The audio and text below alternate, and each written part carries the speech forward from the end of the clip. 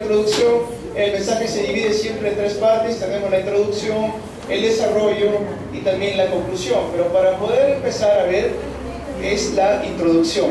¿Por qué las personas no pueden dar el culto a Dios? Primero, porque la Biblia nos dice que las personas están separadas de Dios. Génesis 3, del 1 al 6, nos habla acerca del estado original del hombre, en la cual el hombre se encuentra separado de Dios. Bajo esta consecuencia, bajo este estado espiritual, en Romanos 3:23, la palabra dice porque todos hemos sido destituidos, por cuando todos pecaron, estamos destituidos, es decir, separados de la gloria de Dios.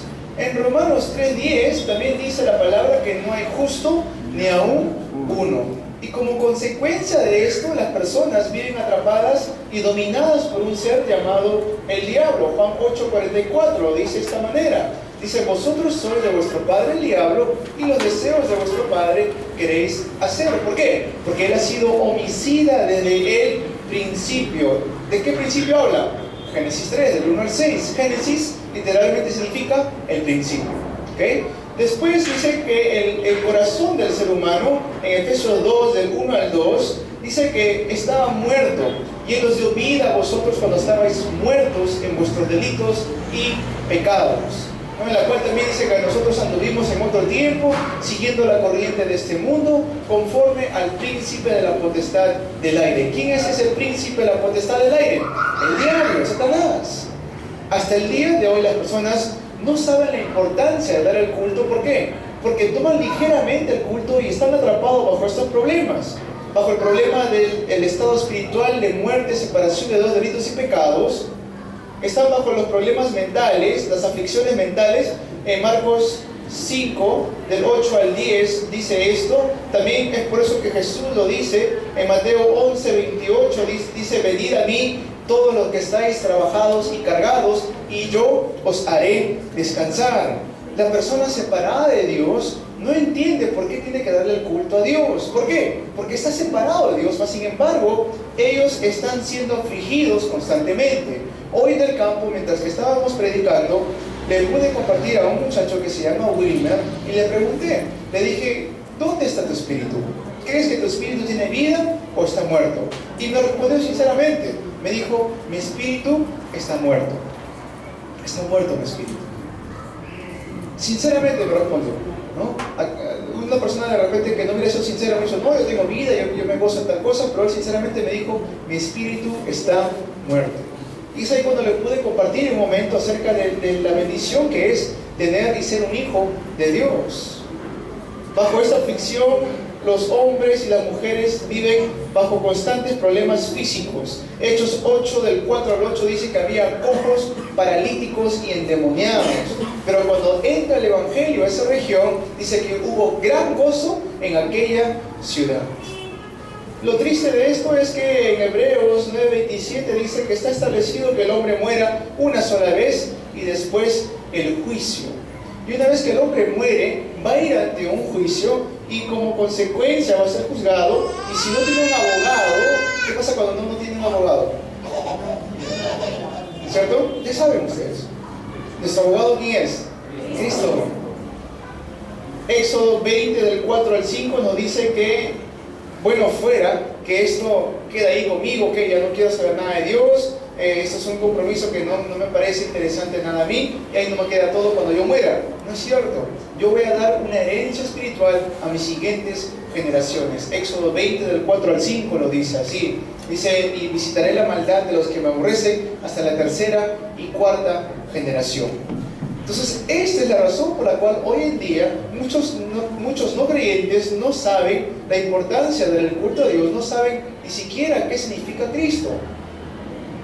Me encontré hoy en el campo con una señora mormona, que es de la religión mormona. Me dijo, sí, yo leo la Biblia, 40 años vengo leyendo la Biblia. Entonces le pregunté, ok señora, usted entonces debe saber qué significa Cristo. ¿Qué significa Cristo? Le pregunté. Me dijo, Cristo es nuestro Salvador. Yo le dije, amén, sí, es nuestro Salvador. Pero ¿qué significa Cristo? Bueno, Cristo es el Señor de todo, Él es el que ha sido predestinado. Es cierto, sí, pero ¿qué significa Cristo? No me respondía. Cuando le dije el ungido, ella no sabía esto. 40 años estudiando la Biblia, no sabía que Cristo significa el ungido. Amén. Le pregunté, ok, si usted ha estado tanto tiempo estudiando la Biblia, entonces ¿me puede decir por favor cuáles son las tres funciones principales de Cristo? Él ha sido predestinado, Él es el Cordero, Él es el Hijo de Dios. Amén, no son malas respuestas, ¿eh? Son respuestas correctas. Pero más sin embargo, no es lo que Cristo vino a cumplir. Cristo vino a cumplir su función de ¿qué? Iglesia, ¿verdadero qué? Profeta, sacerdote y rey. Nosotros conocemos este mensaje porque Dios nos ha dado la gracia para conocerlo. Mas sin embargo, hay tantos cristianos durante mucho tiempo que ya su vida de fe, pero no conocen ni por qué ha tenido que venir Cristo a este mundo. Cristo, verdadero profeta, ¿para qué? Para poder abrir un camino nuevamente para que yo me encuentre con Él. Juan 14:6, yo soy el camino, la verdad y la vida. Nadie viene al Padre si no es conmigo. Verdadero sacerdote. ¿Por qué? Porque Cristo vino a este mundo para entregarse a Él mismo como un sacrificio. Cuando nosotros debimos estar crucificados en aquella cruz, Él tomó nuestro lugar. Él se volvió sacrificio por nosotros. Marcos 10:45 dice, el Hijo del Hombre no vino a ser servido, sino a servir y a dar su vida en rescate por muchos. Amén. Verdadero sacerdote. Hebreos 7:27 dice que esto lo hizo una vez y para siempre. ¿Por qué Jesucristo es el verdadero rey? Porque Él vino a deshacer las obras del diablo. Primera de Juan 3:8. Para esto apareció el Hijo de Dios, para deshacer las obras del diablo. Amén. Si yo no entiendo por qué soy un hijo de Dios, por qué soy una hija de Dios, constantemente voy a estar sufriendo en mi vida de fe. ¿Cómo pienso tener victoria en mi vida de fe si ni siquiera sé lo más básico, la cual es qué significa Cristo? ¿Se entiende esto? Amén. Es por eso que los que no saben esta realidad piensan de acerca de dar el culto algo muy ligero. Dice, sin embargo, hay algo muy importante que toma lugar en este tiempo. ¿Cuántos dicen amén a esto? Amén. Jesús decía, si están 2 o 3 congregados en mi nombre, ¿qué decía? Allí estoy yo. Amén. ¿Creemos que Jesús está acá? Amén. Amén. Tenemos que tener esto en mente, en cuenta siempre. Si piensas que el culto no es el mejor tiempo, entonces ya estamos cayendo. Si piensas que el culto no es el mejor tiempo de mi vida, ya estamos cayendo. Si fallas en entender la importancia de la oración y el fluir de la palabra, ya estás en fracaso. No podemos tomar el culto como algo ligero. Bueno, hoy es domingo, ¿qué hay que hacer? No hay que hacer nada. ¿Iremos al culto? Bueno, hay que hacer. Vamos a la iglesia a ver un ratito, a ver qué pasa. Eso no es la manera de ver la iglesia.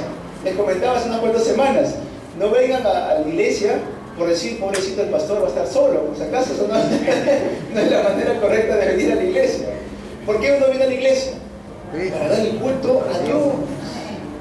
No venimos aquí para complacer al hombre o a las personas, aunque sí, tenemos que amarnos mutuamente, respetarnos y poder unirnos unánimes en Cristo. Mas sin embargo, el propósito principal de venir a la iglesia es darle el culto a Dios. ¿Por qué? Porque Él me ha rescatado de las manos del diablo, me ha puesto en mi vida, ha llenado ese vacío que había en mi corazón, me ha dado descanso y paz, ha sanado mis enfermedades, me ha dado vida eterna y me ha dado herencia espiritual de bendición. ¿Amén? Entonces, ¿qué es lo que Dios nos revela hoy a través de la Escritura? Hoy Dios nos revela 3 cosas. Lo primero, lo que hemos leído en Isaías 6, del 1 al 13, Dios revela el estado espiritual de Israel. El estado espiritual de Israel. En otras palabras, el estado espiritual del pueblo de Dios. Hoy en día, nosotros somos el pueblo de Dios. El estado espiritual. Rápidamente debemos entender nuestro estado. Si damos culto o no, pero tenemos que entender que si yo doy el culto, esto tiene relación directa con mi estado espiritual. Si no doy el culto a Dios, esto tiene relación directa con mi estado espiritual. ¿Se entiende esto? Las personas que tomamos ligeramente el dar el culto a Dios, nos alejamos de la iglesia. Ponte 2 semanas, 3 semanas, 1 mes, 2 meses, y como no hay alimento espiritual, ¿qué sucede con mi espíritu? Empieza a enflaquecer, porque es un alimento. Y si no empiezo a tomar ese alimento espiritual, cuando viene el diablo con tan solo un rugir, nos va a hacer a nosotros caer. Es por eso que tiene mucha influencia el estado espiritual en la cual yo dé el culto a Dios o no. Es muy importante mantenernos alerta en este tiempo, especialmente en el tiempo de culto. Mantenernos despiertos.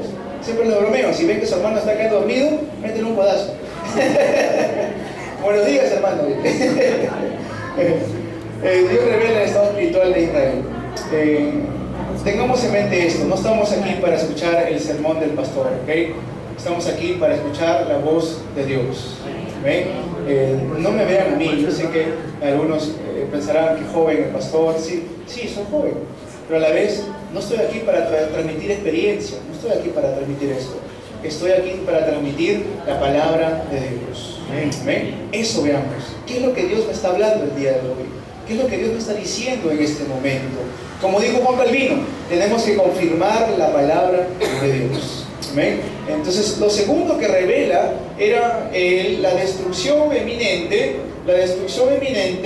del pueblo de Israel. Había una destrucción que iba a venir al pueblo de Israel, y esto era eminente, o sea, es decir, que tenía que pasar porque Dios lo había establecido de esta manera. Entonces, como leímos el día de hoy, dice, el tronco quedará. La pregunta es, y ustedes mismos respóndanse esto, no respondan en este momento: ¿estamos en camino de destrucción o estamos en camino de éxito? Esa es la pregunta. ¿Estoy en camino yo realmente de destrucción o estoy en el camino de éxito?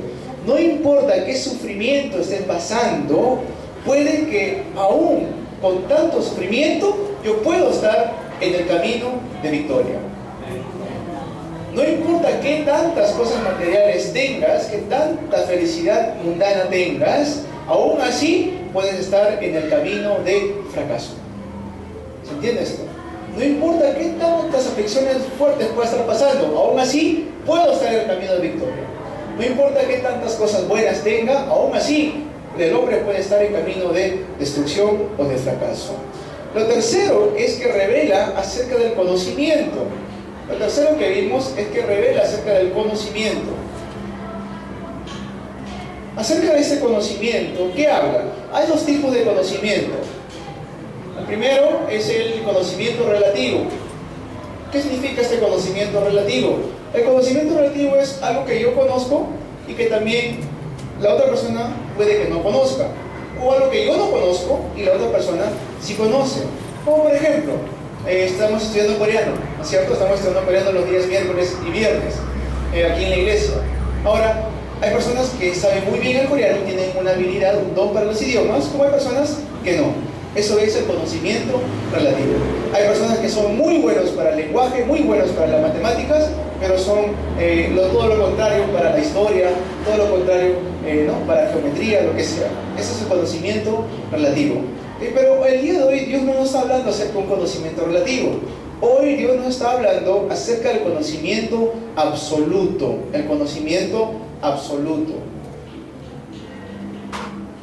Este conocimiento absoluto, en otras palabras, habla acerca del contenido que debemos saber. Y eso es lo que vamos a ver en el desarrollo del mensaje. Vamos a ver el conocimiento absoluto que nosotros como hijos e hijas de Dios tenemos que saber. ¿Okay? El punto número 1, este es el desarrollo del mensaje. Punto número 1. Tenemos que correctamente conocer los hechos espirituales.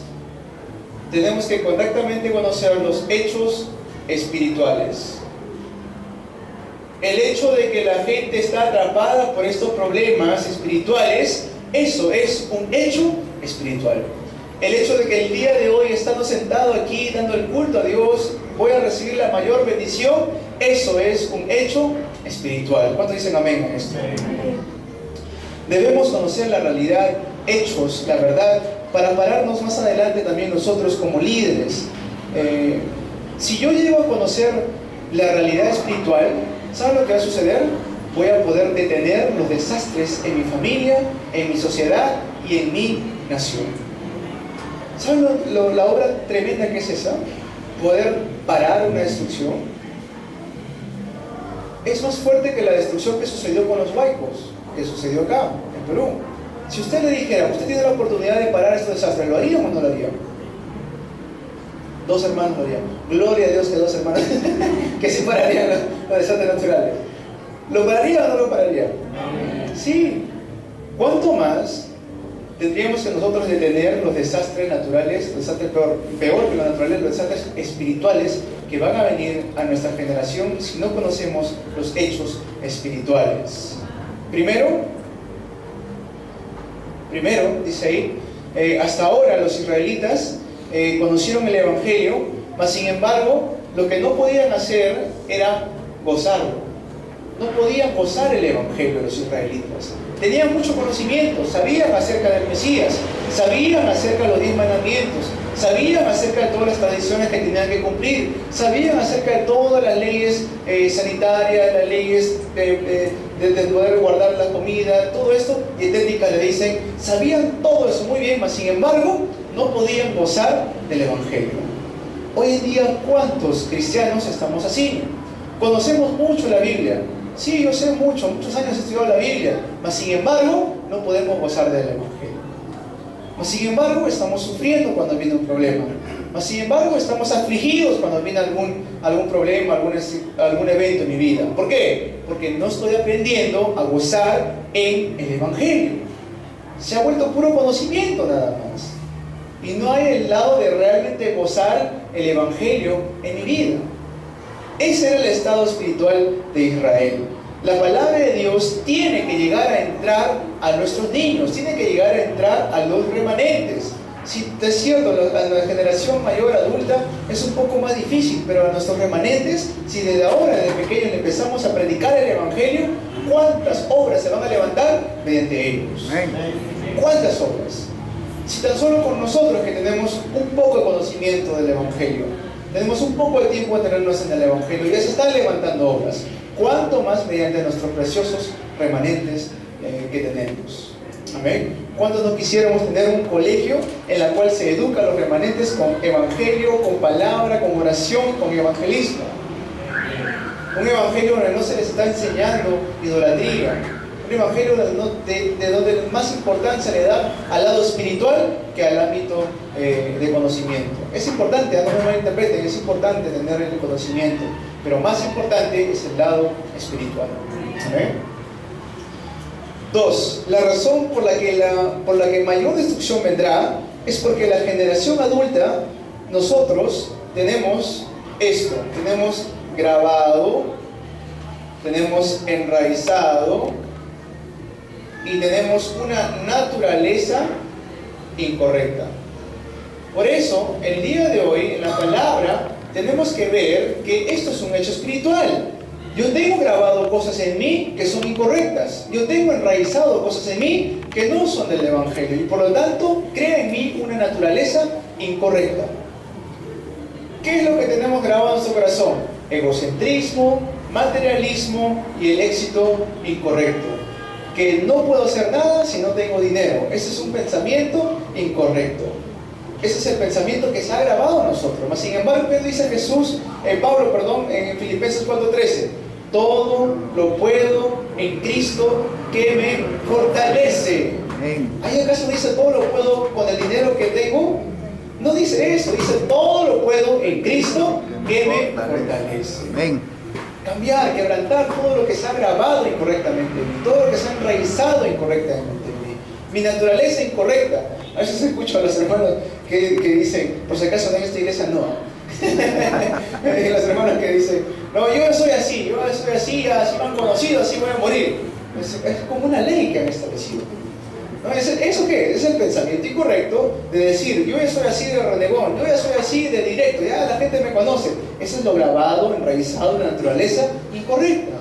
Si la Biblia dijera, si has nacido así y así estás creciendo y así eres adulto, pues así quédate, entonces no diríamos nada.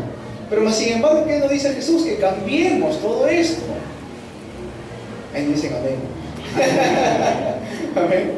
Tengo que cambiar todo esto. ¿Para qué? ¿Por qué? ¿Por qué y para qué? Porque estos son los hechos espirituales. Punto 3. Pero como el roble y la encina, quedará el tronco, en otras palabras, el brote, el tronco, la cual es el simiente santo. ¿Qué significa esto? Los remanentes. Los remanentes. Punto 2. debemos saber el trasfondo espiritual. Si yo soy un hijo de Dios, una hija de Dios, yo tengo esto en mi vida. Yo tengo la bendición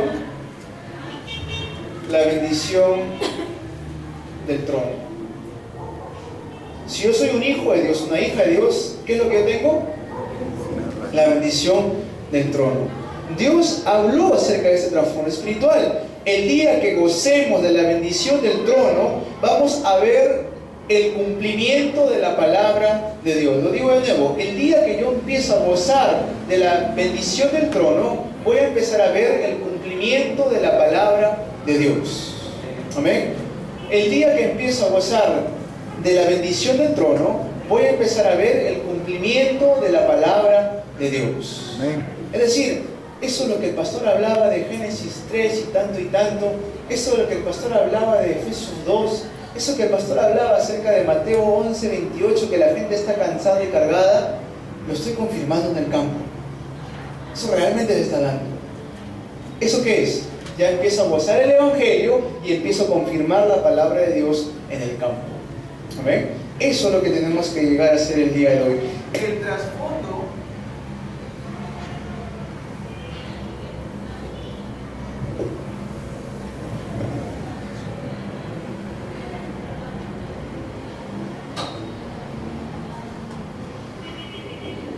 El trasfondo que yo tengo como hijo e hija de Dios es tremendo. Es por eso que tenemos que empezar a gozar de esto. Dice la palabra de Dios en Salmos 91:11 que los ángeles vienen a protegernos. En Hebreos 1:14 dice: ¿acaso no son estos administradores de lo que van a heredar la salvación? Eso es un trasfondo espiritual. ¿Qué más es mi trasfondo espiritual? En Filipenses 3:20 dice que tengo la ciudadanía de los cielos. Ya no más le pertenezco yo a este mundo. ¿Qué más dentro de mi trasfondo espiritual? El hecho de que si yo oro, Dios va a responder mis oraciones. Juan 14:14 dice esta palabra. ¿Qué otro trasfondo espiritual tengo yo? El hecho de que el Espíritu Santo mora en mí, me llena de poder. En 1 Corintios 3 dice: ¿acaso no saben que ustedes son templo de Dios y que el Espíritu de Dios mora en vosotros? Ese es un trasfondo espiritual tremendo que tenemos. En Marcos 3, del 13 al 15, dice que tenemos autoridad y potestad para echar fuera demonios y para sanar enfermedades. Eso es mi trasfondo espiritual. ¿Qué más? Tengo el trasfondo espiritual de poder llevar el Evangelio hasta el fin del mundo. Mateo 28, del 18 al 20, dice esta palabra. Y la bendición más importante, Juan 1:12. Vamos a decirlo todos juntos. Mas a todos los que le recibieron y creyeron en su nombre, les dio la potestad de ser hechos hijos de Dios. Qué tremenda bendición que tenemos como el trasfondo espiritual. Primero, entender, Dios está en el trono. Dios está en el trono. Y desde ahí Él está cuidando, Él está llenándome de su Espíritu Santo. Dice ahí en la visión que vio Isaías, dice que Dios estaba sentado en el trono, rodeado de serafines y querubines. Eso es nuestro respaldo. Después Isaías vio el trasfondo, y cuando vio el trasfondo, ¿qué dijo a Isaías? Dijo: heme aquí, envíame a mí. Eso tiene que ser mi confesión el día de hoy. Sabiendo el trasfondo espiritual que yo tengo y sabiendo que hay un campo que está muriendo bajo la aflicción del diablo, si Dios me pregunta ¿a quién enviaré?, ¿qué es lo que tengo que decir yo? Heme aquí, envíame a mí. Amén. Amén. Dile a tu hermano, a tu hermana. Dile, heme aquí, envíame a mí. Heme aquí, envíame a mí. Heme aquí, envíame a mí. Eso es.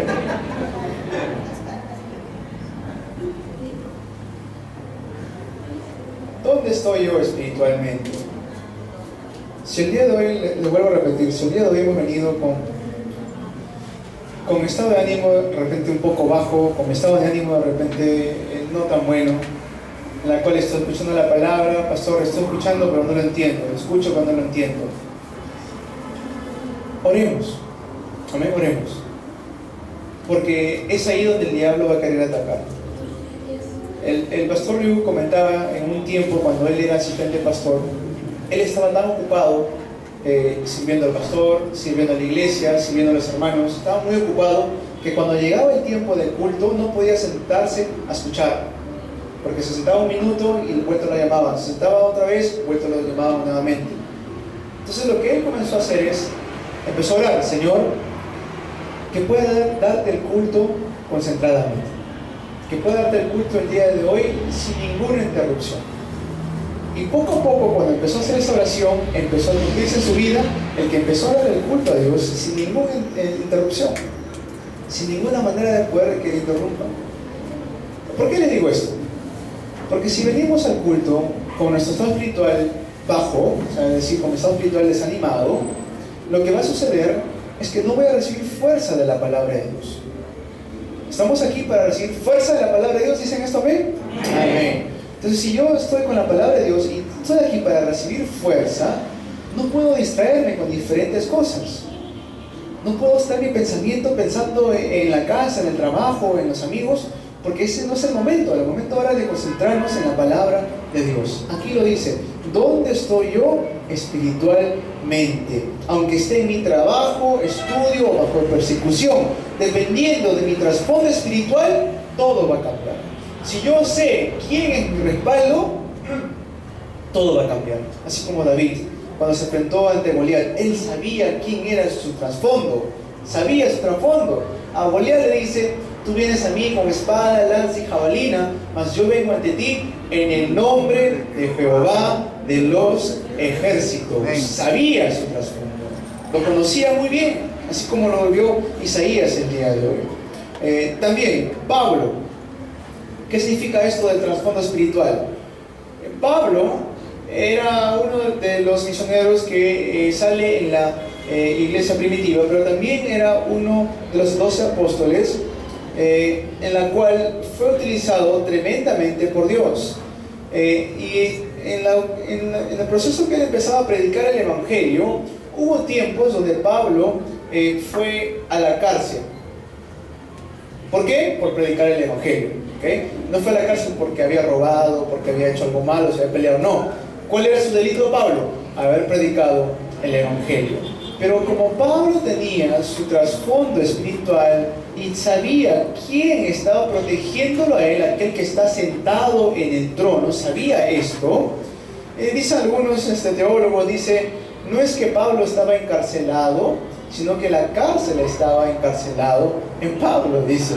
¿Por qué? Porque mediante eso se levantaron obras de evangelismo. Dice que hasta los guardias se arrepentían y venían de regreso al Señor. ¿Por qué? Porque Pablo conocía quién es su trasfondo espiritual. Amén. Si el día de hoy, en mi trabajo, en mi familia, en la sociedad, yo conozco quién está conmigo, no hay nada que me detenga. No hay nadie que me pueda detener, porque yo sé quién está conmigo, yo sé en quién he creído. Filipenses 4:13, nuevamente lo digo: todo lo puedo en Cristo que me fortalece. Esa es la confesión de alguien que entiende su trasfondo. Amén. Amén. Punto 3. Gracias. Punto 3.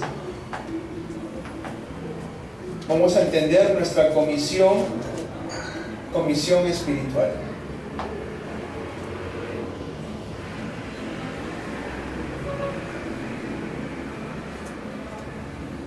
¿Qué significa esta palabra?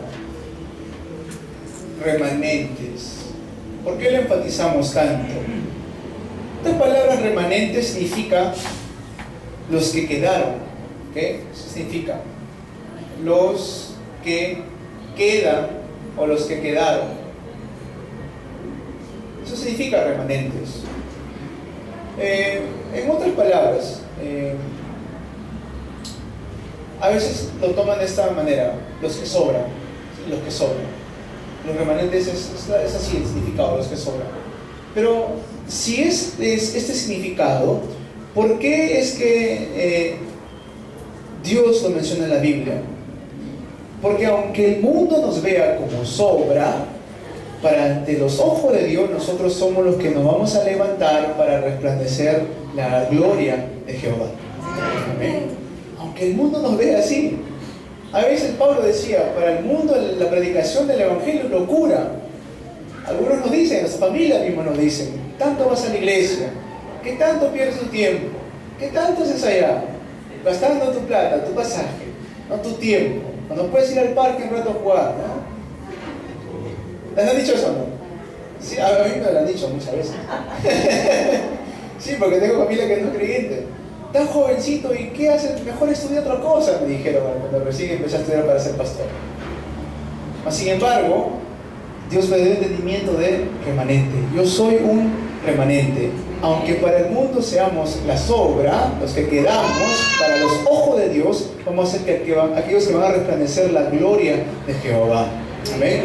De ahí van a salir nuevos brotes. Dice, como el roble y encina, quedará el tronco. En otras palabras, el brote. No vamos a ser destruidos. Dios va a levantar un nuevo brote mediante nuestra siguiente generación. Nos vamos a levantar, como lo dice en Isaías 61, levántate y resplandece, porque ha llegado tu luz, ya ha nacido la gloria de Jehová sobre ti.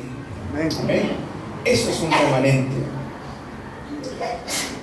Vamos a hablar un poco más acerca de esto en el siguiente culto, acerca de levantar la bandera como atalayas en Isaías 62. Ellos son los que quedan. Nosotros, todo esto significa los remanentes. Así que nunca nos olvidemos. A veces lo utilizamos para nuestros niños y sus niñas. ¿Por qué? Porque ellos son el brote. Ellos son los que van a seguir la siguiente generación. Amén. Es por eso que lo utilizamos de esa manera. Este es el movimiento de remanentes, el cual hoy en día se está perdiendo alrededor de muchas iglesias. Si uno le pregunta a alguna persona de otra iglesia o a alguna persona que clama ser creyente, ¿qué significa remanente? No lo sabe. Y nosotros mismos estamos aprendiendo esto recién. Amén. Así que tenemos que poner más énfasis en la palabra de Dios. Les invito a que se queden para el segundo culto, porque vamos a hablar un poco más acerca de lo que es el atalaya. Como conclusión,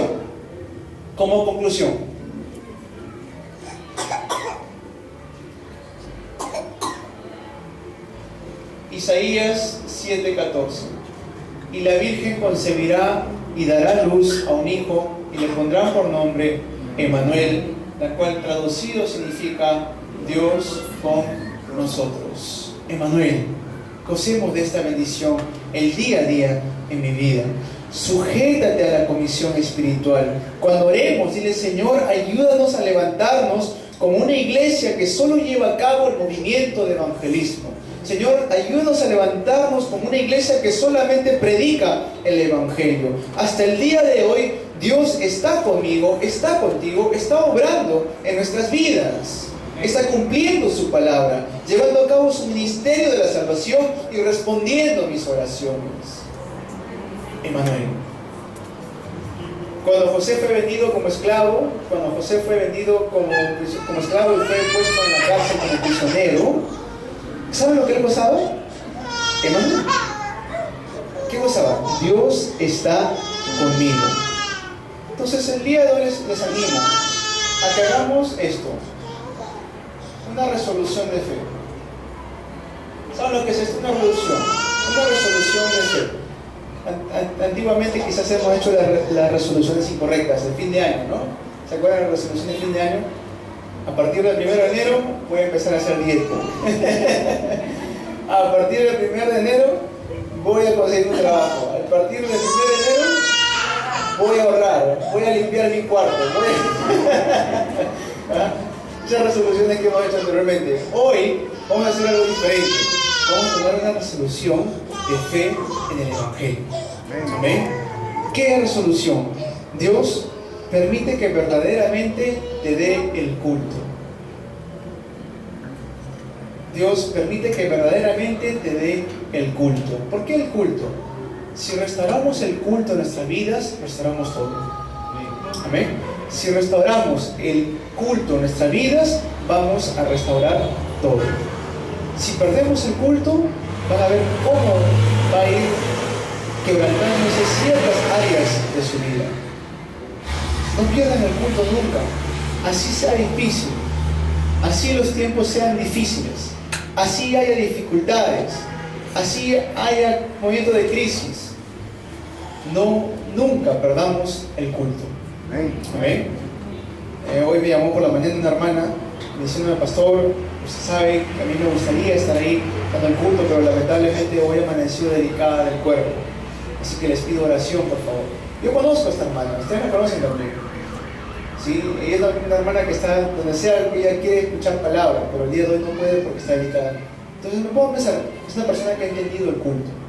Hay personas aquí que vienen desde La Molina a dar el culto a Dios. Amén. Hay personas, nuestra hermana Irma viene desde Huaral a dar el culto a Dios. Nuestra hermana Lili viene desde Pachacute, Ventanilla, a dar el culto a Dios. Eso es entender la importancia de dar el culto a Dios. No importa la distancia, no importa la hora, yo voy a darle el culto a mi Dios. Amén. Hagamos esa revolución. No hay que desanimarnos, hermanos y hermanas. No caigamos en desánimo. Hay que tener ánimo. Jesús dijo: en el mundo tendréis aflicción, pero confiad, yo he vencido al mundo. Así que no tiemble vuestro corazón ni tenga miedo, decía. Miremos los hechos espirituales. Nuevamente les voy a resumir el mensaje. Miremos los hechos espirituales. Miremos qué es lo que no estamos gozando. Si no gozo el Evangelio, no voy a poder cambiar lo grabado, lo enraizado en mi naturaleza. Pero viendo esto, voy a poder conocer el significado del tronco, de la simiente santa, del brote santo. Entender cuál es mi trasfondo espiritual. Mi trasfondo espiritual es que tengo la bendición del trono, tengo mi estado espiritual, y como Pablo voy a poder conquistar hasta las cárceles. ¿Amén? Y tener en cuenta mi comisión espiritual. ¿Quién soy yo? ¿Cómo es que Dios me ha llamado? Como un remanente, los que van a quedar, los que van a levantar la siguiente generación, los que se van a levantar a resplandecer la luz del Evangelio en sus vidas. Y como conclusión, gozar constantemente esto: Emmanuel, Dios está conmigo. Como conclusión, hacer una resolución de fe: Señor, ayúdame a darte el culto correctamente. Como conclusión, tener ánimo y no desánimo. Amén. Así que vamos a saludarnos por una última vez. Hermano, hermana, que tengamos victoria en el culto por el resto de nuestras vidas. Saludos, hermano, hermana, hermano Leo, que tengamos victoria en el culto durante todas nuestras vidas. Hermano Jesús, que tengamos victoria en el culto durante todas nuestras vidas. Hermano Víctor, hermano Víctor, hermano, que tengamos victoria en el culto por el resto de nuestras vidas. Amén. Vamos a orar. Padre bueno, gracias, Señor, por ese tiempo del mensaje que nos das. Gracias, Padre mío, por el culto tan hermoso que nos has dado.